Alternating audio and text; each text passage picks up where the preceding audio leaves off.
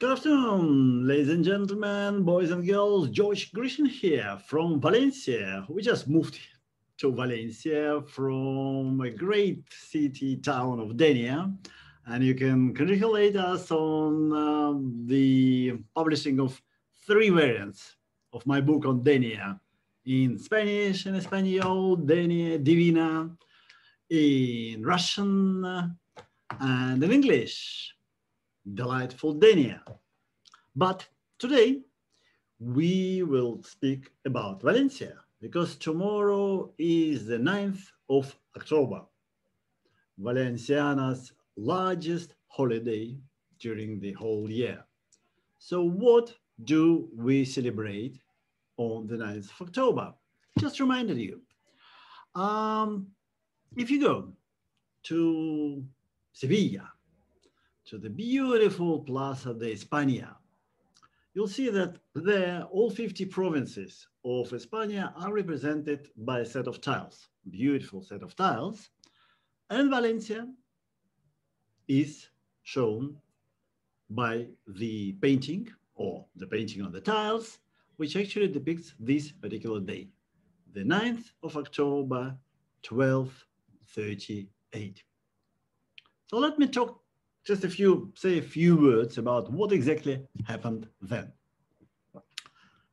1238 was a year in the long process of Reconquista and the long process of Aragon's growth, because you remember that the Christian states by the 13th century, there were 4 Christian states on the Iberian Peninsula: Portugal, the crown of Castilla, which included León, Asturias, Galicia, Navarra, and the crown of Aragon.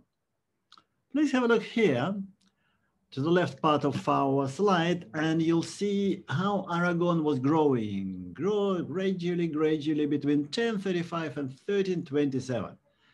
It needed 300 years, nearly 300 years to reach the borders in which it exists today. Well, not Aragon proper, but we have now Aragon, Teruel, Catalonia, Valencia, and Balearic Islands.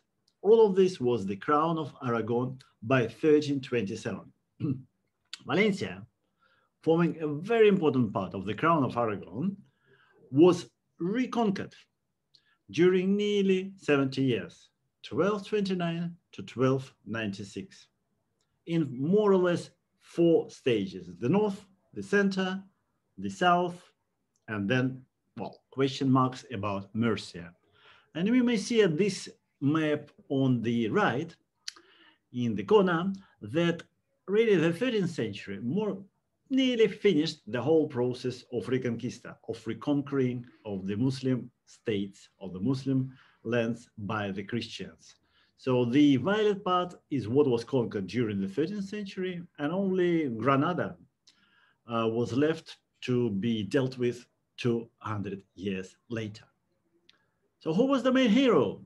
James I, Jaume I, Jaume I in different languages.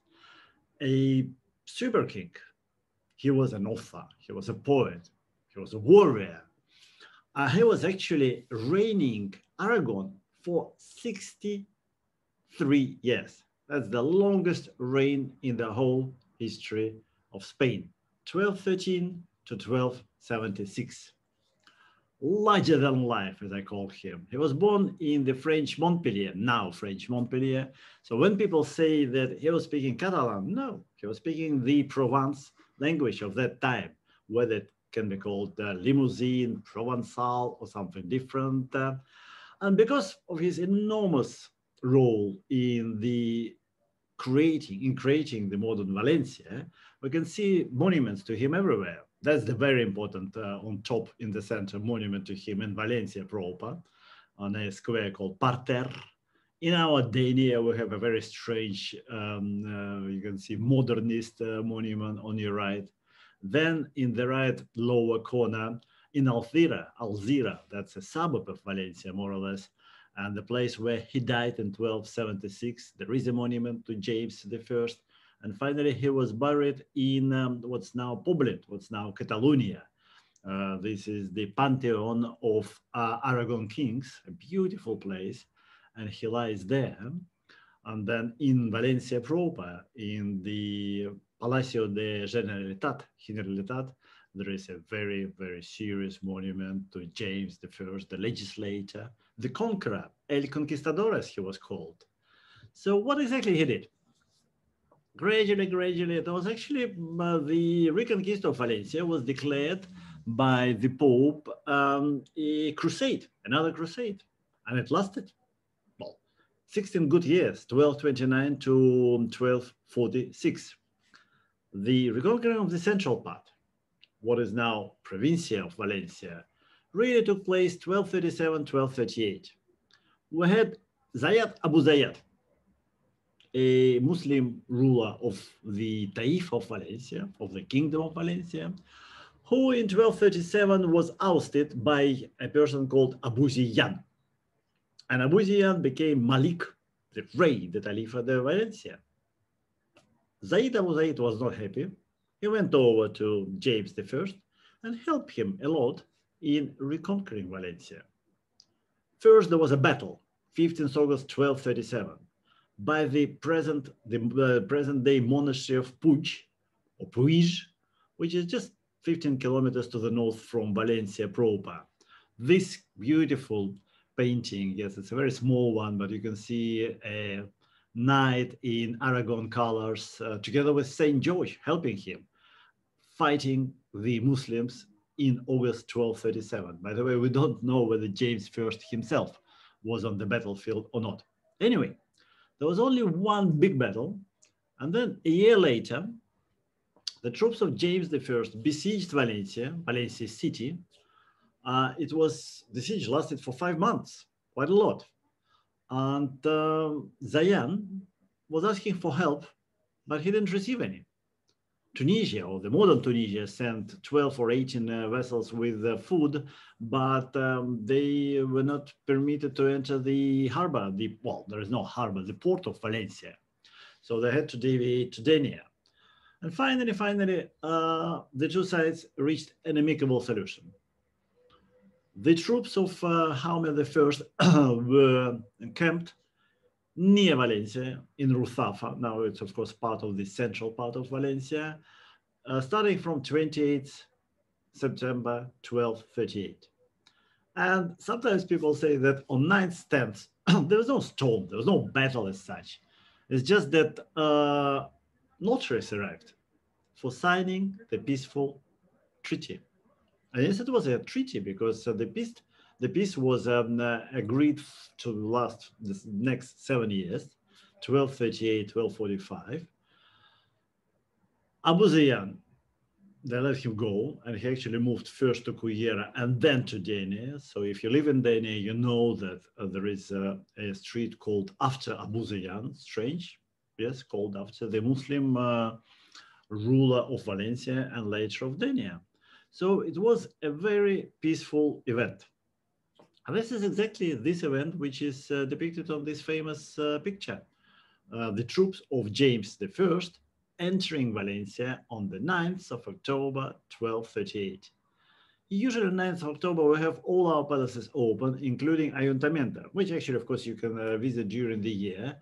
But it's very nice, especially on 9th of October, to see all these old banners, the arms, the sword of James I, and then usually there are demonstrations, well, meetings during that day. But of course, we don't have anything like this in this strange year of 2020, in the year of COVID. But anyway, please remember, 1237, the monastery of Puig, which you have to visit one day, and then Valencia proper, September, October, 1238, and taking over Valencia on the 9th of October, 1238.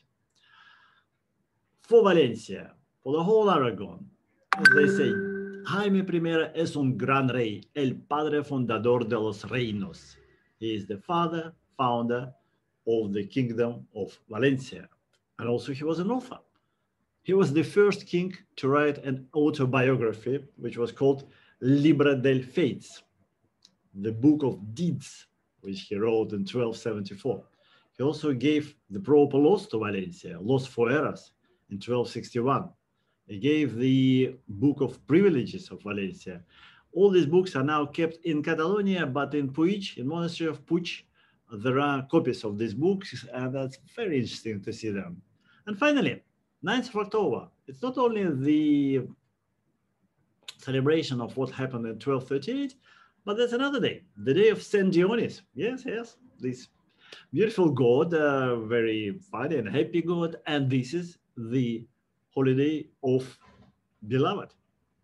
On that day, it's called La Mocadora, and La Mocadora is a pañuela, which is a handkerchief.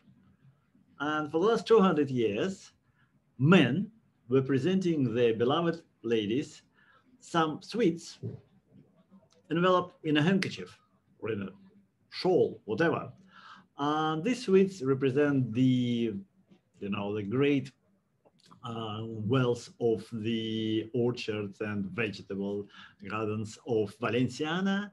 So they're called, well, these are marzipans, basically. They're really sweets, but the present is called La Mocadora. So if you feel like this, please buy a Mocadora, a marzipan, and present it tomorrow on the 9th of October on the Valencia holiday to your beloved one. Thank you very much for attention. That was George Grishin speaking about the importance of the day of 9th of October for the Comunidad Valenciana. Speak to you soon. Goodbye.